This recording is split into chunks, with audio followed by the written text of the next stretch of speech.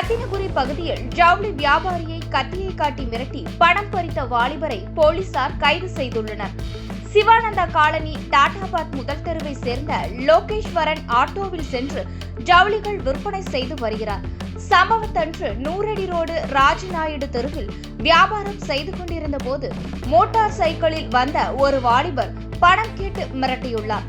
இந்த area rowdy, நான், எனக்கு பல வழக்குகள் உள்ளன, ஒவ்வொரு மாதமும் மாமூல் தர வேண்டும் என கூறி மிரட்டி லோகேஸ்வரனின் சட்டை பாக்கெட்டில் இருந்த ரூபாய் 2000 பணத்தை பறித்துள்ளார். இதனால் லோகேஸ்வரன் சத்தமிட்டதும் பொதுமக்கள் திரண்டனர். அப்போது அந்த வாலிபர் கத்தியை காட்டி மிரட்டி தப்பி சென்றார். இது குறித்து லோகேஸ்வரன் ரத்தினபுரி போலீசில் புகார் அளித்திருந்தார். போலீசார் நடத்திய விசாரணையில் சம்பவத்தில் ஈடுபட்டது ரத்தினபுரியை சேர்ந்த லாரன்ஸ் என தெரிய வந்தது. அவரை கைது செய்த போலீசார் அவரிடமிருந்து ரூபாய் 1000, கத்தி மற்றும் மோட்டார் சைக்கிளை பறிமுதல் செய்தனர்.